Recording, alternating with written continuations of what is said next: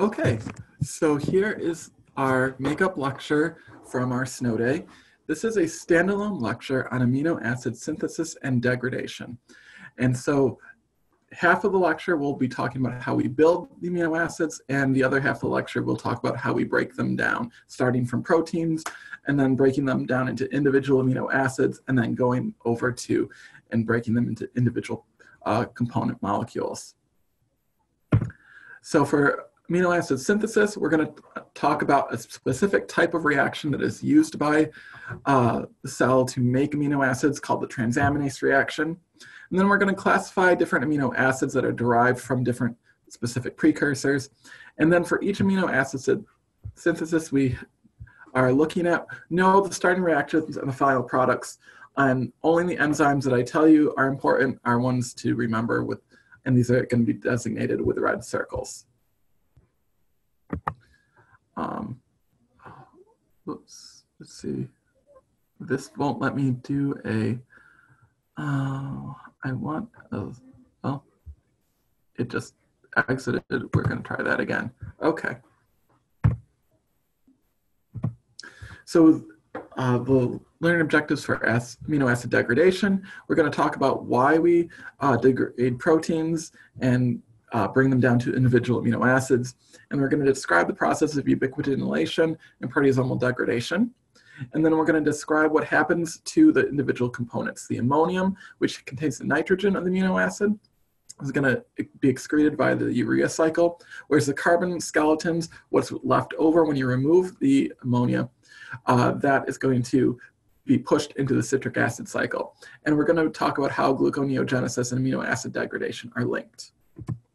So starting off with our large slide, we've covered the majority of this already. Today we're going to just highlight a few of these areas in red with protein. So starting with building amino acids. So we use 20 different standard amino acids when we make proteins, of which we can only make 11 of them. So all the ones that are here in this non-essential column, these are ones that can be made by the human body. The only exception here is arginine, where it's non-essential in adults. However, for children in the, who are developing, their bodies can't keep up with the demand and need to make arginine. So arginine, as when you're a youth, when you're a child, that actually is an essential amino acid because we simply just can't make enough of it. Now, all of these other ones are essential. Humans, mammals, they cannot build these amino acids from scratch from any precursors. Other organisms can, and so we just eat them, and then we will recycle those amino acids in our body when we want to build our proteins. So we can look at the different amino acids.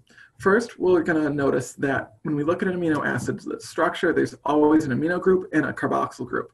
The nitrogens from the amino groups come from degrading amino acids from our diet. We eat a lot of protein, and that protein is recycled. We can then add those nitrogens when we need to build specific amino acids. Additionally, carbon skeletons, the remainder of that amino acid, that's going to be required for the synthesis of those non-essential amino acids, and they're usually derived from other metabolic pathways, such as our friend the citric acid cycle. Come on, computer. Okay, so many of the amino acids can be formed directly from citric acid cycle intermediates. And this is showing, if you start with glucose, going through the entire citric acid cycle,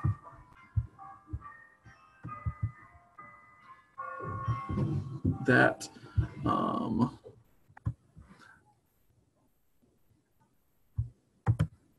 whoops, that is not what I wanted. All right, so back to our amino acids.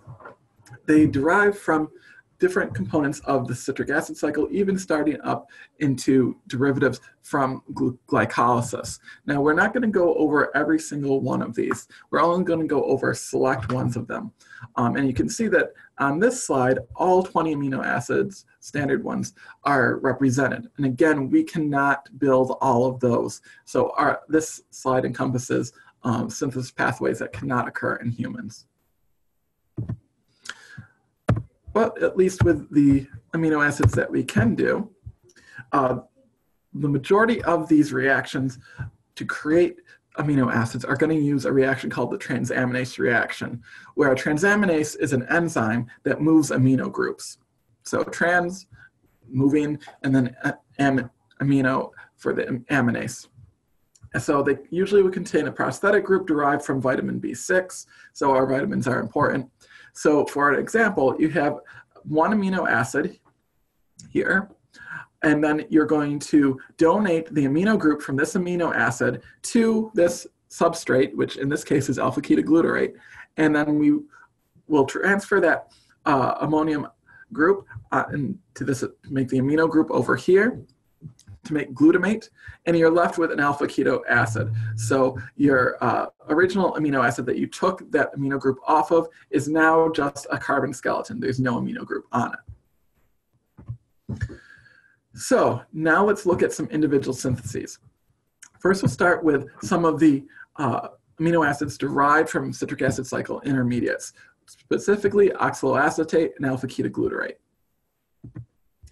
So the synthesis of glutamate will start when you take alpha-ketoglutarate, you do the transaminase reaction, and you end up with glutamate. Now this is what we saw just two slides previously when we looked at the transaminase reaction. So this can be done either through transaminase, or there are specific enzymes called glutamate dehydrogenase, which can actually add that amino group on there directly. The amino group itself is coming either in the form of ammonium, or it's going to be coming off of another amino acid. That's one that's being broken down. So from alpha-ketoglutarate, you can synthesize glutamate. From glutamate, you can synthesize other amino acids, such as glutamine, which is a transaminase reaction, moving another amino group onto that glutamate on the R group, and you add that amino group there. Now you have glutamate. Proline is a very complicated reaction. Essentially, you're starting with glutamate, and then you're going to cyclicize it. We're not going to talk about that much, other than you can make it from glutamate. Additionally, you can make arginine from glutamate, and again, this is the one that in children we can't synthesize enough quantities of this that's required for actual growth, and so for children this is an essential amino acid, but for adults we can do it, it's fine. As for this slide, just be familiar with which amino acids can come from where. The syntheses for proline, arginine, and glutamine are not that important. Likewise, instead of using alpha-ketoglutarate as a substrate, we can use oxaloacetate as a substrate to make other amino acids. So for example, you can take oxaloacetate in the presence of glutamate with a transaminase, take off the amino group from that glutamate, put it on oxaloacetate, and all of a sudden now you have aspartate, and you form that alpha-ketoglutarate. And this, of course, is a transaminase reaction. From oxaloacetate, you do a transaminase, you end up with an aspartate. Aspartate, you can do another transaminase reaction and add an amino group, put it on that R group of that aspartate. Now you have asparagine. In other organisms that aren't mammals, not humans, you can also make methionine, lysine, threonine, and isoleucine from aspartate. However, humans, we can't do it. So that's why all of these arrows have these red X's from them. So that's it for the citric acid cycle derived amino acids. Let's look at other substrates that we can use as well. So you can use pyruvate to build amino acids. If you do a transaminase reaction onto the structure of pyruvate, so pyruvate is right here down at the lower left. If you add a amino group on it, either coming from a glutamate or an asparagine or any other amino acid substrate, we're moving that amino group onto that pyruvate. We attach it on where that carbonyl carbon once was, and now we have alanine. This is an important reaction that we're going to be coming to over again later in the talk. In other animals, they can make pyruvate from valine or leucine. Humans, we cannot do that. Additionally, you can use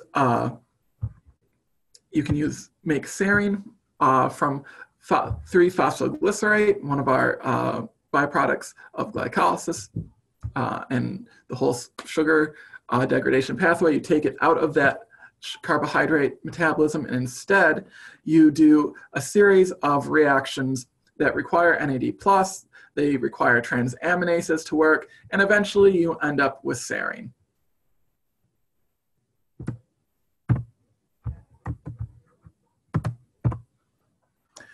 The last amino acid that we're going to talk about its synthesis is tyrosine and phenylalanine. So tyrosine, we're going to make from phenylalanine, and phenylalanine is one of those essential amino acids that we cannot make as humans.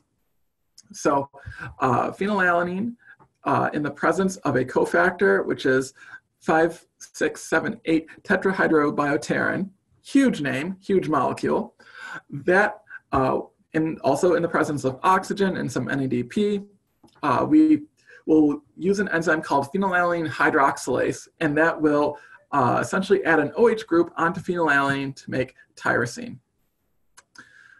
So this is one of those enzymes that you should remember and should know, that we should know that phenylalanine hydroxylase makes tyrosine from phenylalanine. So why is this important? This enzyme is at the crux of the disease phenylketonuria. So this is a defect in metabolism, so that it often results with a mutated and ineffective phenylalanine hydroxylase, which occurs in 1 in 12,000 births. So it's pretty common. It will cause intellectual disability, behavioral problems, seizures, microcephaly, so, and also irregular move functions. The treatment is rather easy because if you have this mutant phenylalanine hydroxylase, you can't convert phenylalanine into tyrosine. So that phenylalanine will build up. So you will need to consume foods that are low in the amino acid phenylalanine, such as turkey, shellfish, legumes, eggs, dairy, and artificial sweeteners. At the same time, you're not producing much tyrosine. So you're going to have to rely on tyrosine from your diet to actually meet the needs. The reason why excess phenylalanine in people with phenylketonuria produces all of these neurological problems is due to a buildup of excessive ketones in the body. So phenylalanine, when it builds up to high levels, can be turned into phenylpyruvate and phenylacetate and phenylactate. These are all ketones which damage myelin in the brain. They can also inhibit enzyme, causes low levels of tyrosine, that is also, tyrosine, of course, is needed for the synthesis of the dopamine neurotransmitter, also for epinephrine and norepinephrine. So by not having enough tyrosine, we're going to be decreasing the amount of these neurotransmitters and also get problems with brain function. So it's a two-edged sword. We have not enough tyrosine for our neurotransmitters, and we have too much phenylalanine produces ketones, which damage the myelin in the brain. So we get a lot of these neurological problems with people with phenylketonuria. So that's basically it that we're going to cover for amino acid synthesis. For the amino acids our bodies can produce, the synthesis pathways will utilize precursor molecules to facilitate a timely synthesis. It's easier to take something that you already have to use as a substrate to build that amino acid than it is to build something fresh and new. The networks of similarly derived amino acids allow for functional overlap and the utilization of very similar enzymes. And most of these syntheses will use this transaminase reactions, which we're basically moving an amino group off of one amino acid and putting it onto another amino group, usually in the place of a carbonyl carbon.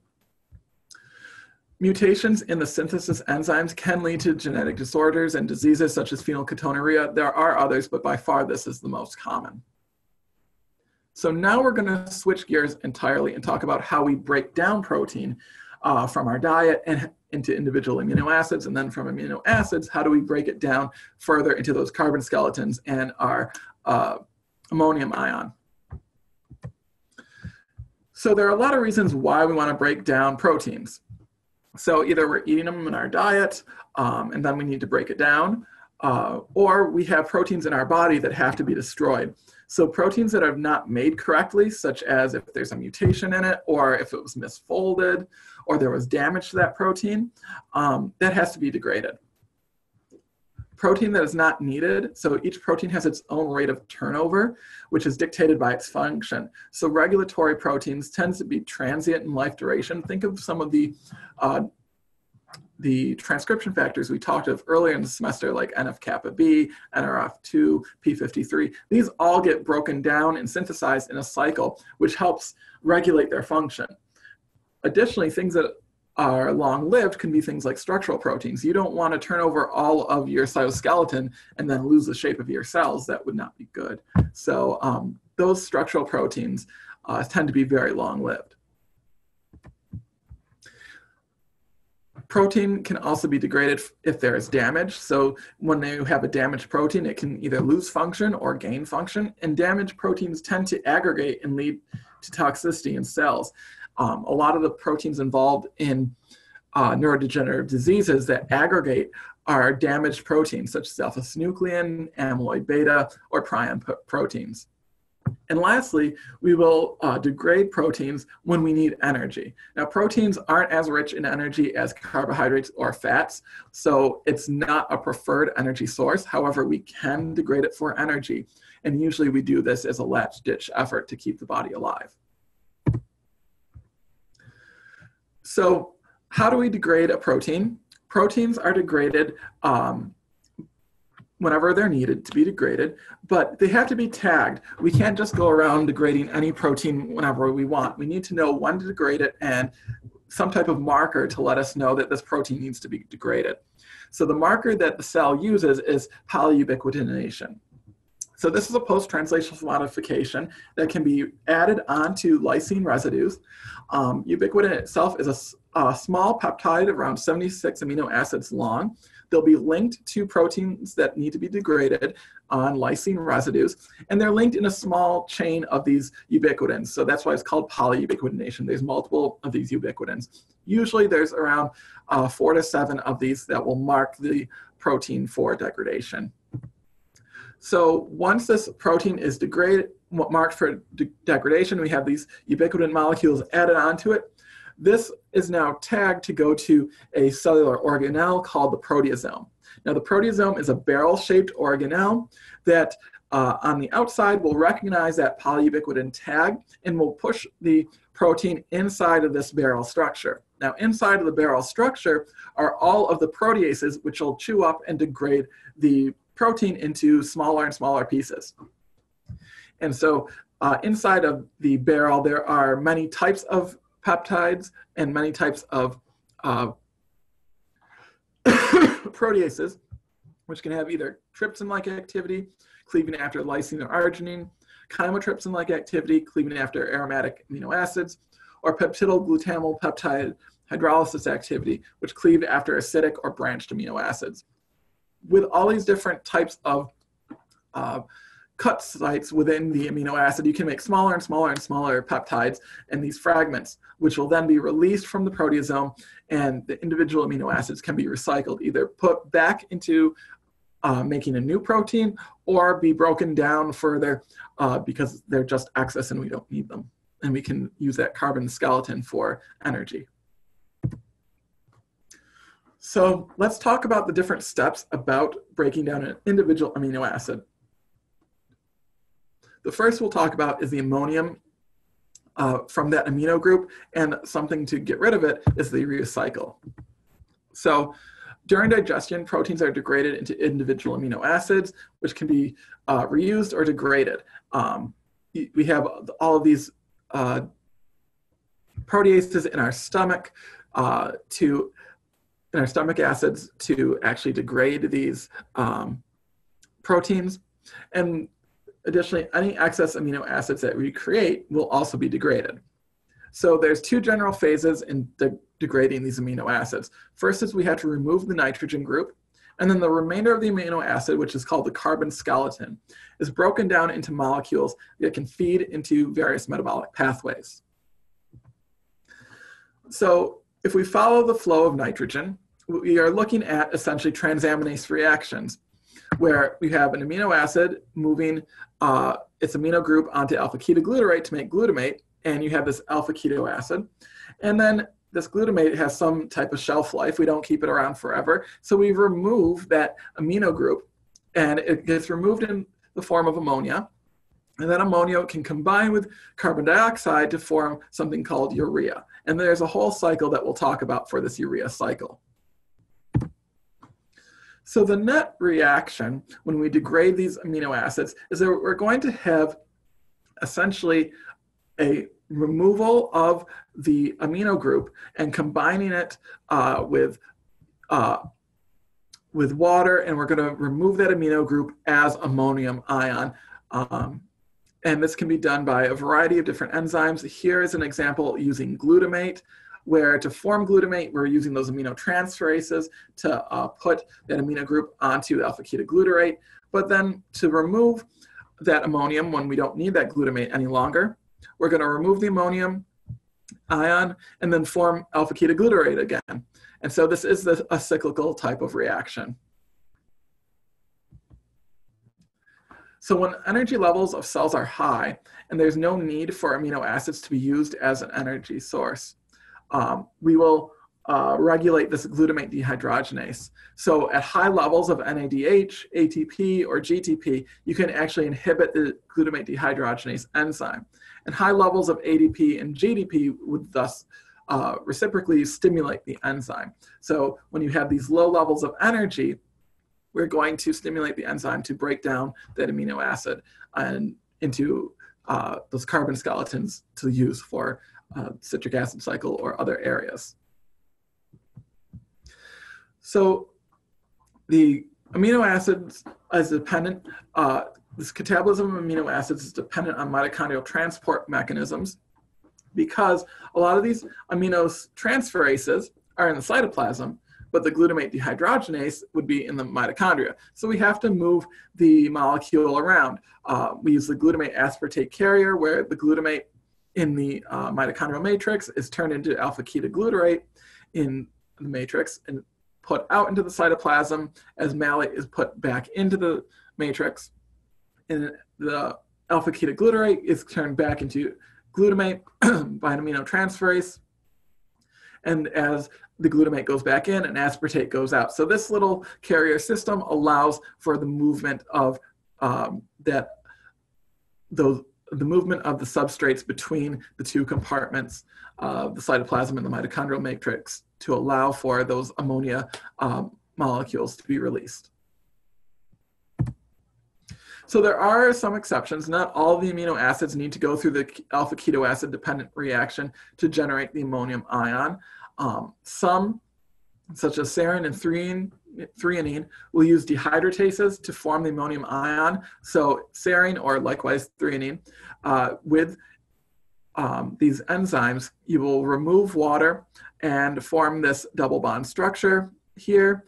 And then with another addition of water, we can remove the amino group, make ammonium ion directly, and create this new double bond with oxygen here and get pyruvate at the very end. So everything except for serine and threonine will use that,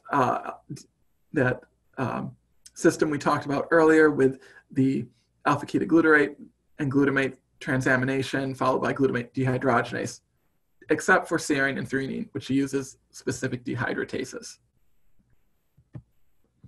So we have this ammonium ion in our cells, and keeping it around is actually toxic. It will hurt the cells.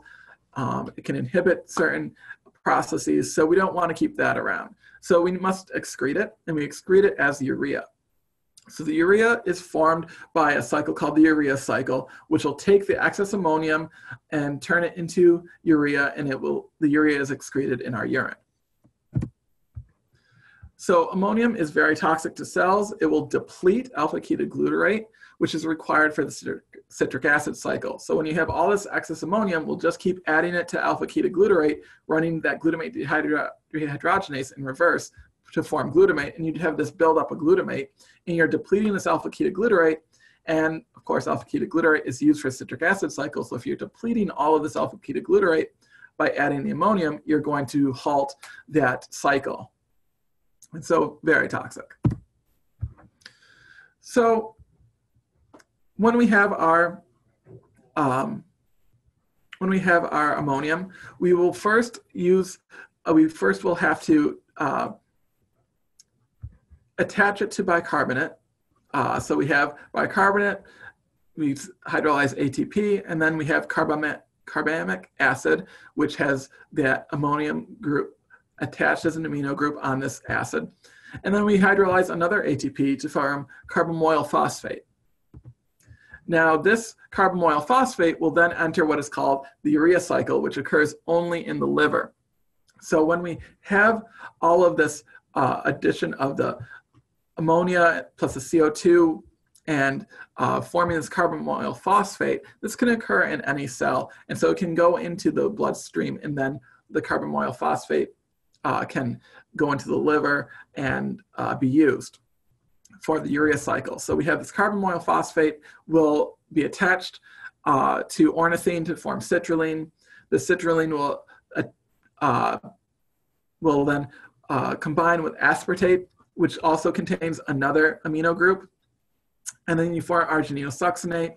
Argininosuccinate will form both arginine and fumarate, and then fumarate will go off separately, and arginine will continue in the cycle. If you add water, you'll remove the urea and form ornithine. Now, you'll notice that urea has two amino groups, and those are coming from both the carbamoyl phosphate and from aspartate. And the entire cost of this is 4 ATPs. It costs 2 ATPs to form the carbamoyl phosphate. And it costs 2 ATPs to actually add that aspartate to the citrulline to form the argininosuccinate. So it is pretty costly. It takes 4 of these ATPs to do the entire cycle once. And of course, the more ammonia you have, the more cycles that you will need to actually remove all of it to form that urea. So when we look at the different pathways of urea cycle, we see that there are some common intermediates that are in other cycles and other pathways that we've looked at before. Particularly when we form argininosuccinate, it'll turn into fumarate. Fumarate itself is something we should be familiar with the citric acid cycle, and that can be turned into malate and oxaloacetate. And eventually, you could potentially use that oxaloacetate to then form glucose. So we have this convergence of both gluconeogenesis and the urea cycle. So particularly, this can occur in the liver, where you can decide that as you're doing this urea cycle and you're forming more and more of this fumarate, you can then use it to make some glucose and then store it either as glycogen or use it for energy, and have a lot of options that you're not just producing some of these intermediates for fun, you're actually doing it for a purpose. So there are defects in the urea cycle that can result in disease. So there's a condition called hyperammonemia, where you have very high elevated levels of ammonium ion that is concentrated in the blood.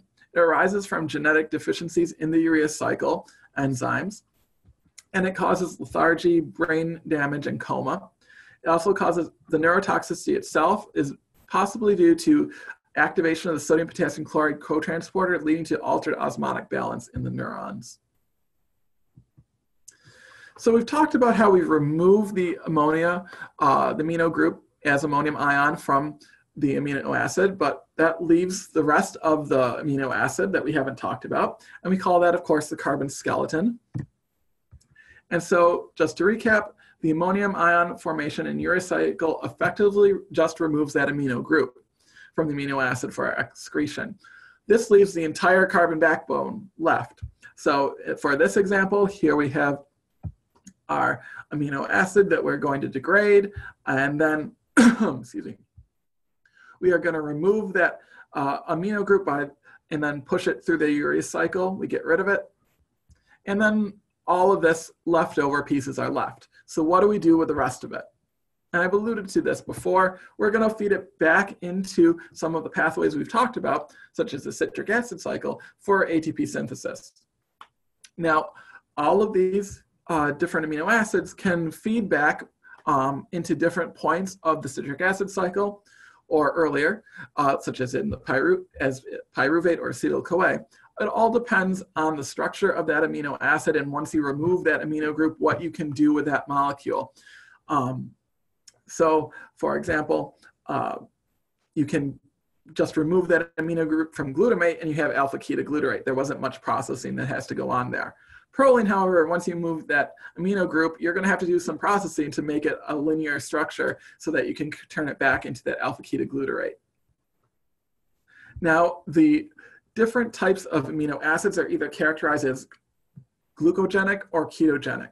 Glucogenic are amino acids that can go into the citric acid cycle or as pyruvate and eventually be used through gluconeogenesis to produce glucose.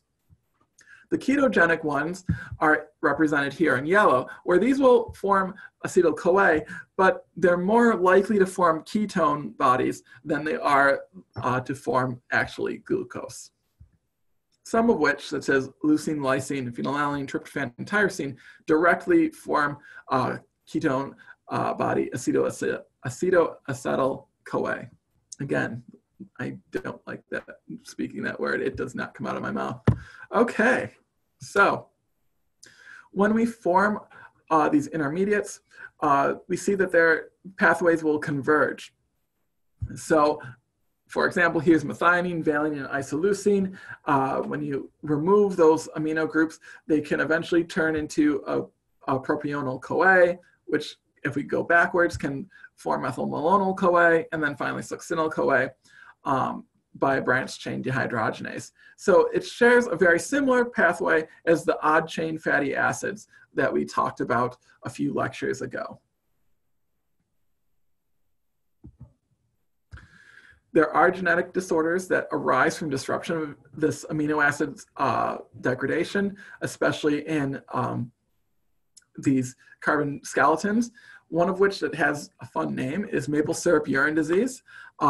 This is a deficiency in the branched chain dehydrogenase, which causes a buildup of leucine, isoleucine, valine, as well as their alpha keto acid derivatives. So there's going to be problems with these metabolism of these amino acids, as well as with those branched chain fatty acids. It causes mental and physical developmental delays. It's entirely preventable if you're on the right type of diet. It's still a genetic mutation, but you can at least manage it better with diet than if you were just eating whatever you wanted. It does get its name because these patients actually, their urine smells like maple syrup. So that's just how they named the disease. It's quite strange to think of, but that's the way they decided to name the disease. So this brings us to one of our last topics for this unit, and how there is a crosstalk between liver and muscle. So we talked about how the urea cycle goes on in the liver, and that excess ammonia can be transferred to the liver to be pushed into the urea cycle. Now, some of which gets transported, as we mentioned earlier, as some of those precursors with bicarbonate.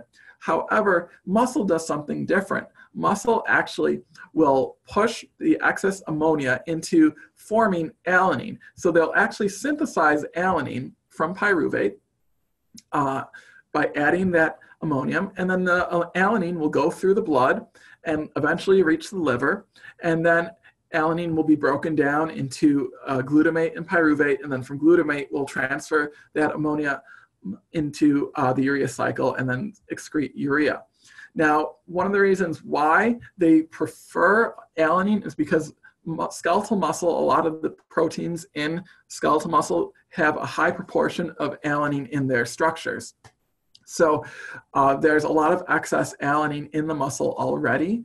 And so by choosing to move their ammonia out of the muscle with alanine, they can either get rid of excess amino acids that they don't need anyway, but they're not losing any of the other amino acids that aren't in excess that they might need later.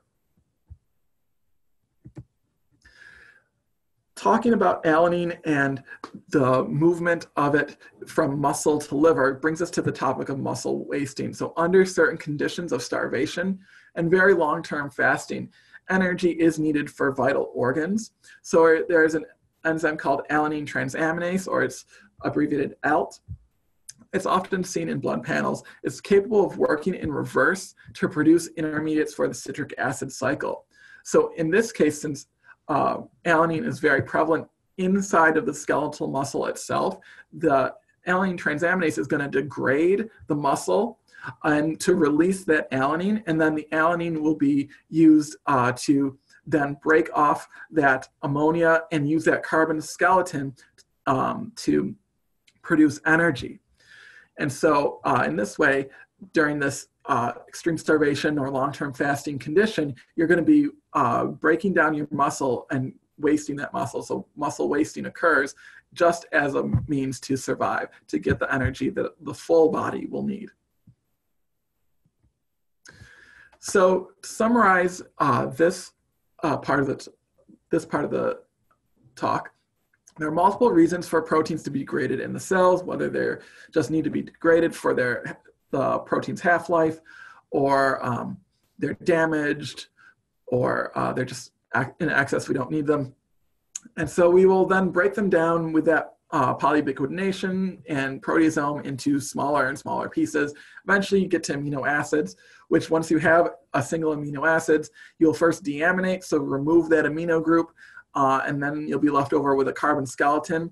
That excess ammonia is toxic. It'll inhibit the citric acid cycle, and so then that is removed by the urea cycle in the liver.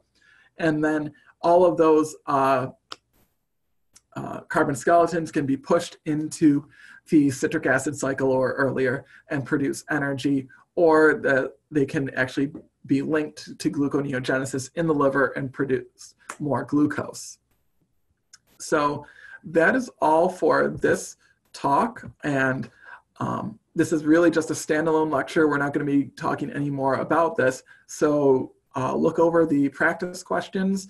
I've already posted the answers for them. If you have any questions between now and the final about this subject, please come find me in my office or make an appointment and we can meet whenever. So just let me know if you have any questions. All right, thank you.